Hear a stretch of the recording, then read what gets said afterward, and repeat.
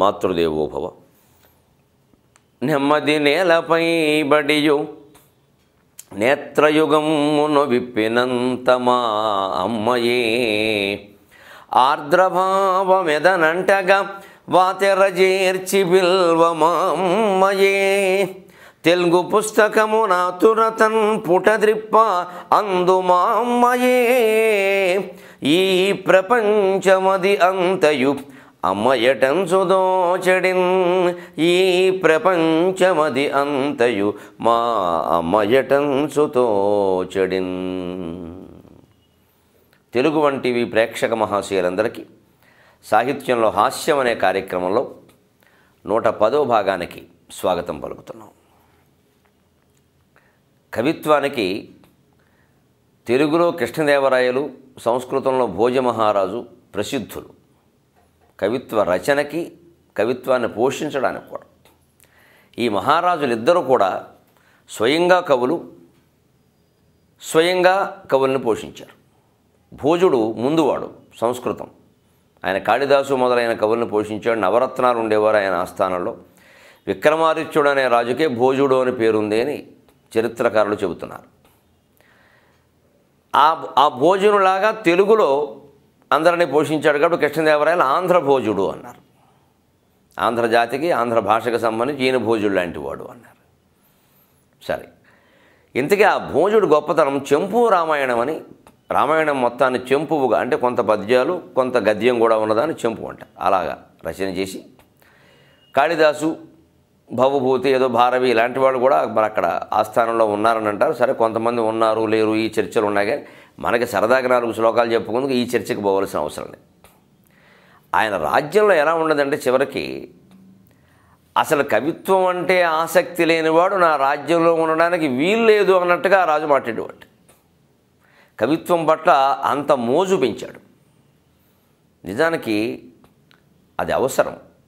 మరీ అంత అక్కర్లేకపోయినా సంగీతం, కవిత్వం, చిత్రలేఖనం, నాట్యం, శిల్పం, ఈ లలిత కళల పట్ల యువతరానికి ఆసక్తి పెంచడం చాలా అవసరం.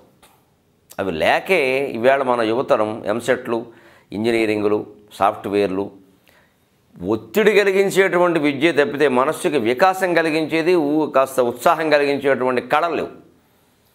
పేరుకి ఆర్ట్స్ కాలేజీ అనడమే తప్ప అందులో ఆర్ట్ లేదు, కాలేజీ ఉంది. కానీ మనస్సుకు ఉత్సాహం, ఊరట, ఓ పద్యం వల్ల, ఓ బొమ్మ వేస్తే, ఓ పాట పాడితే మనస్సుకు హాయిగా ఉంటుంది. అటువంటి ఆనందం ఏది వాళ్ళకి? సినిమా పాటలు వేళ. అందుకని ఎప్పుడు చెవులో పెద్ద శాస్త్రవేత్తలాగా స్టెతస్కోప్ పెట్టుకున్నట్టు 2 పెట్టుకుంటున్నారు. ఇక్కడ ఇంట్లో అమ్మ పిలిచినా కూడా వినపడకుండాను ఓ సెల్ ఫోన్ పెట్టుకుంటున్నారు, మెమరీ పెట్టుకుని కూర్చుంటున్నారు. 24 గంటలు ఇదే పని. అంతకు మించిన సాహిత్యం, అంతకు మించిన కళలు వాళ్ళకి అందట్లా. కారణం, ప్రభుత్వం అసలు ఎక్కడైనా కవిత్వం మీద దృష్టి పెట్టిందా మీరు గమనించండి, పెట్టలేదు.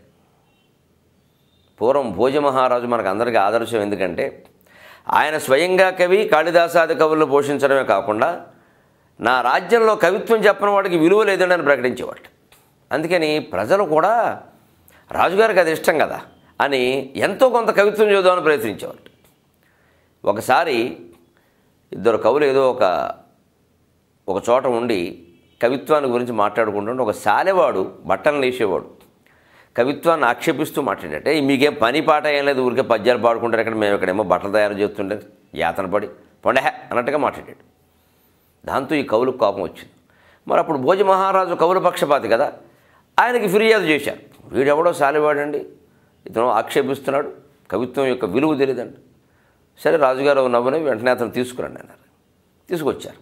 ఏమయ్యా, నీ కవిత్వం అంటే ఇష్టం లేదా అన్నారు.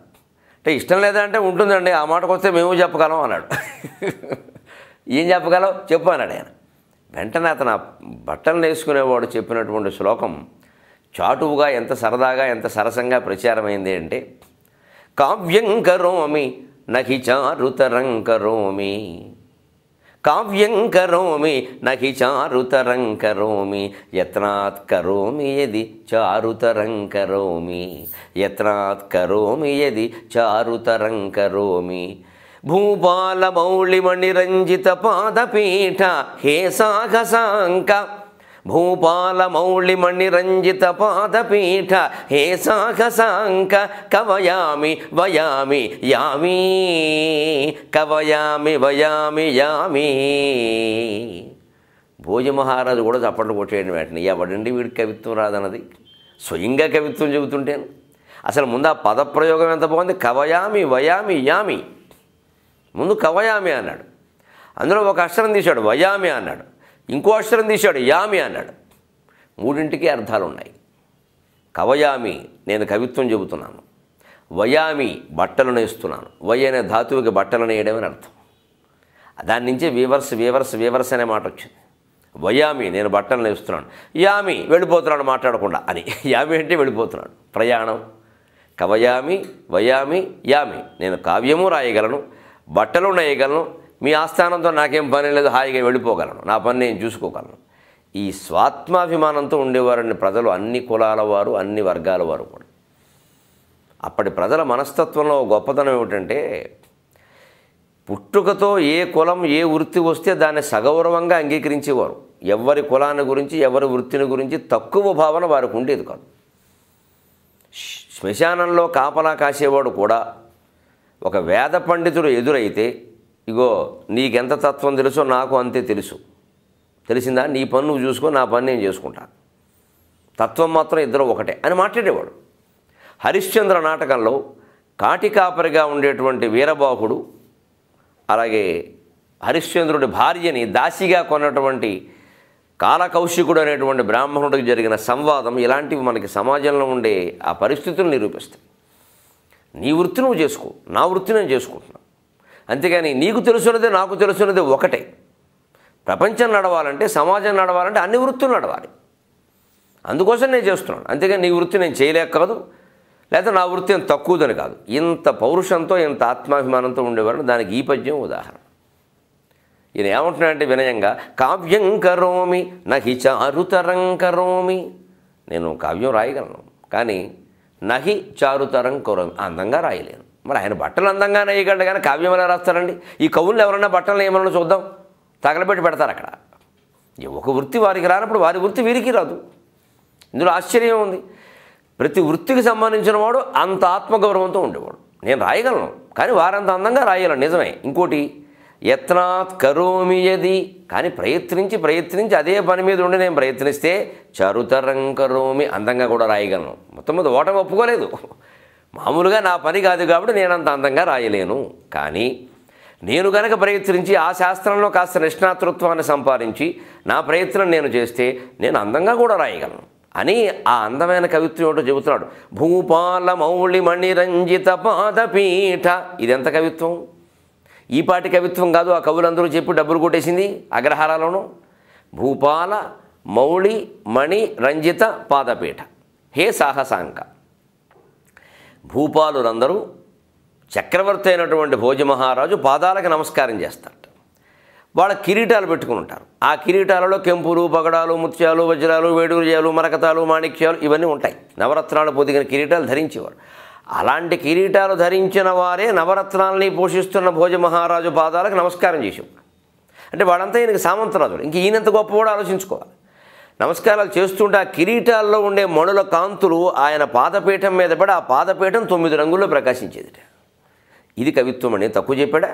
భూపాల మౌళి, మౌళి అంటే ఈ భాగం, అందుకే శివుణ్ణి చంద్రమౌళి, రాజమౌళి అంటారు. చంద్రుడు శిరస్సునందు కలిగినవాడు, ఈ భాగాన్ని మౌళి అంటారు.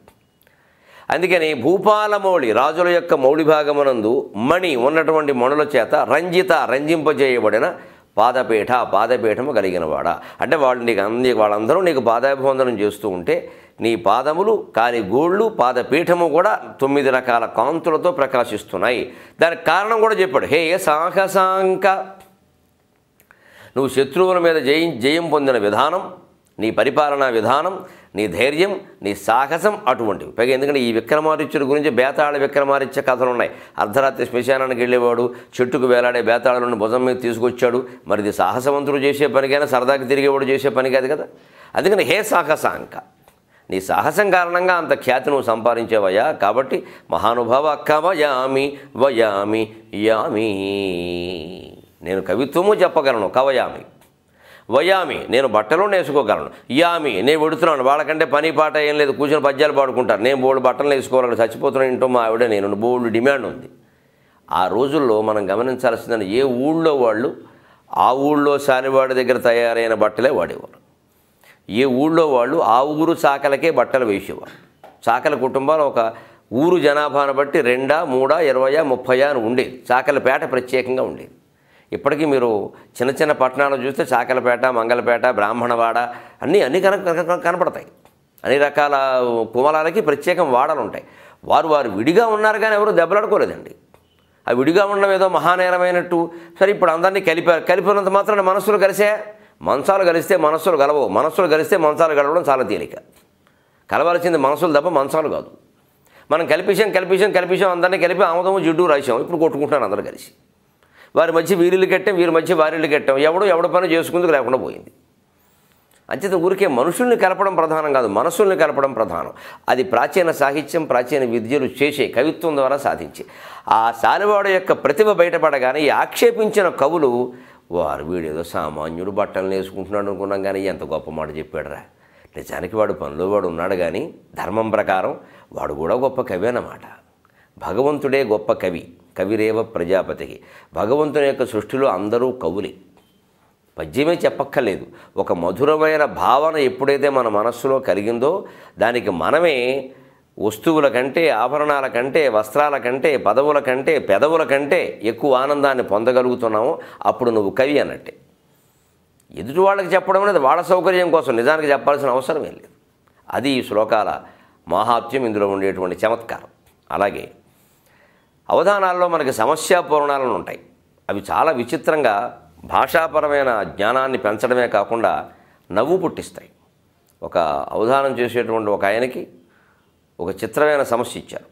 కుక్కకు ఒక్క ఆకునమల కోరిక పుట్టెన్, కుక్కకు ఒక్క ఆకునమల కోరిక పుట్టెన్. కుక్క ఉందిటే. ఇప్పుడు చస్తున్నాం కదా పిచ్చి కుక్కలతో బాధ. ఎక్కడ చూసినా రోజు టీవీలో ఇదే గొడవ.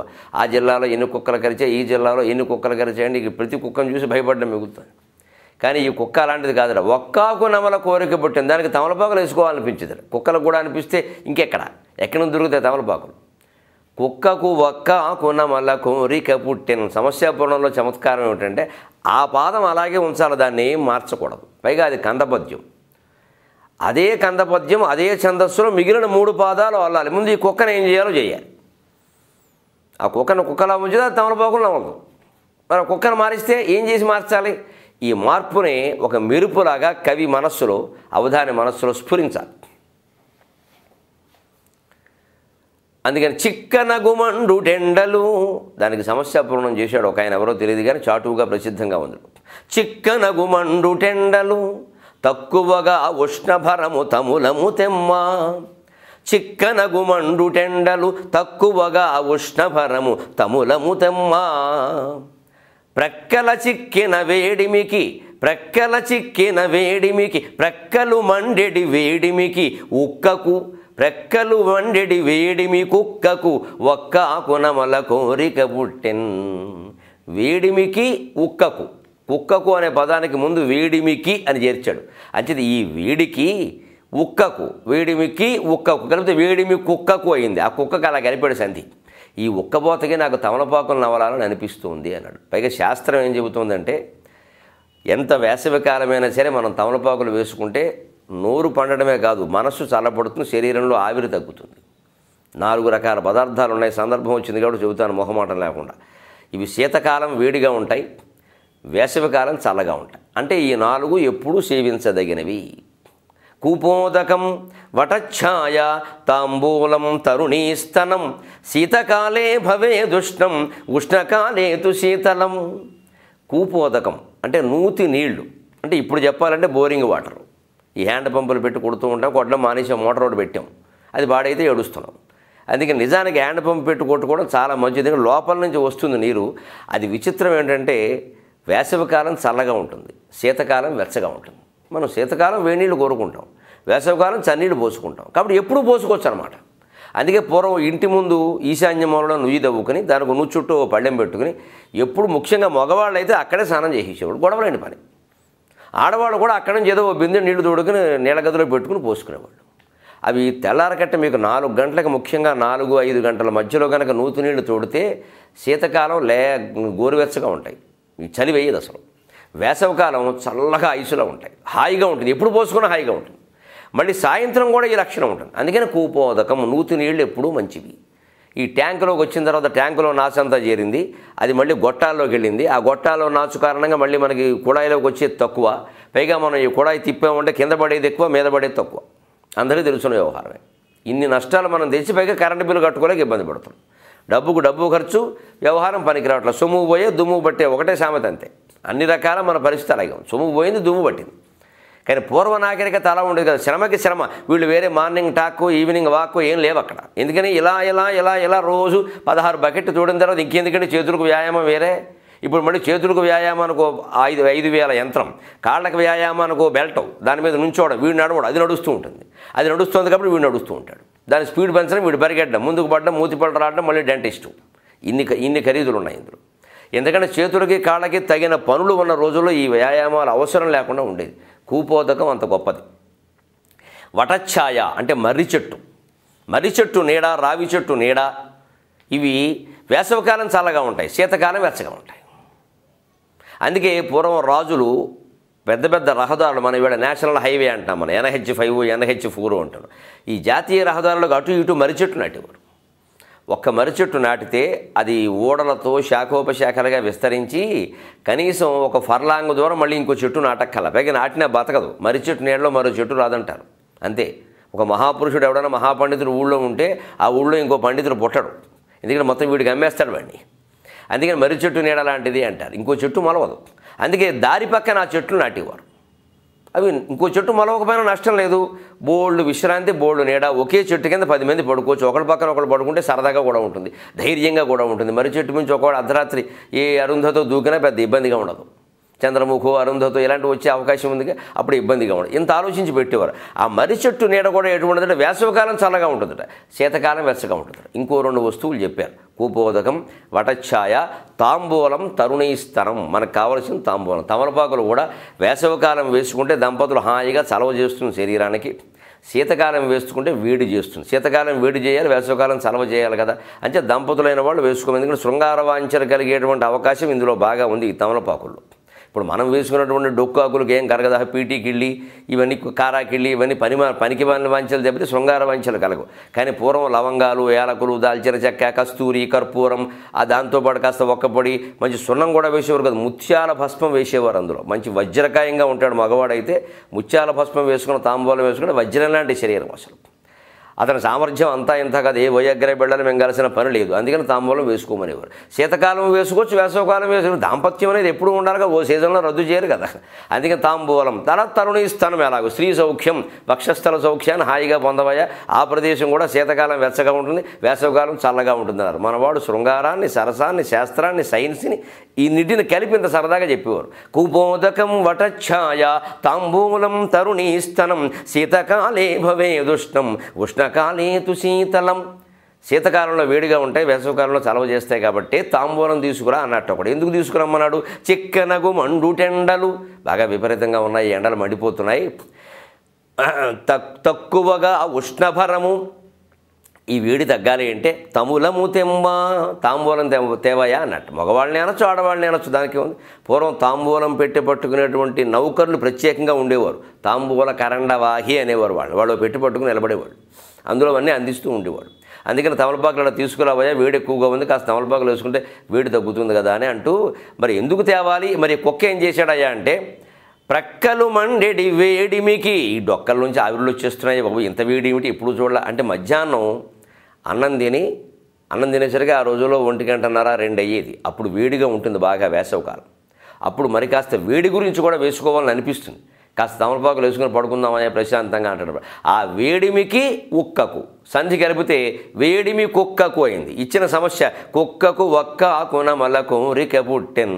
దాని ముందు వేడిమికి అనే మాట చేర్చడం వల్ల హాయిగా మొత్తం సరిపోయింది. ఇంత అందంగా సమస్యాపూర్ణం జరిగేది. ఈ పద్యాలు పిల్లలకి పెట్టి నేర్పితే 4 రకాల మంచి లక్షణాలు తెలవడమే కాకుండా భాషాజ్ఞానం పెంపొందించుకుంటారు.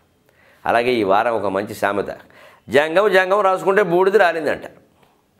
సరిగ్గా జంగం అంటే శైవపరమైనటువంటి మతస్థుడు, ఇలా త్రిశూలం పట్టుకుంటే ఇంత నామం పెడతాడు. వీళ్ళందరూ సాయంత్రం అయ్యేసరికి ఒక చోట చేరతారు, గుడిపూడి జంగాలు అంటారు. ఆ గుళ్ళో పుడతారన్నమాట జంగాలు. చీర అక్కడ అనుకుంటారు, ఊరే జంగాలకు ఏదైనా ఇల్లు కట్టాలరా, స్థలం కట్టాలరా, ఏమిటి జంగానికి ఒక సంఘం పెట్టాలరా, ఊరూరు అడుగు తిరిగేవాడికి వీడికి సంఘం దేనికి పని లేక ఏదో అనుకుంటారు. తెల్లారేసరికి చుట్టంటించుకుని ఎవడదారిని వాడు ఈ ఊరు, వాడు బోడపాడు, వీడు రావిపాడు పోతారు. మళ్ళీ సాయంత్రం వరకు ఎవడో చేరరు.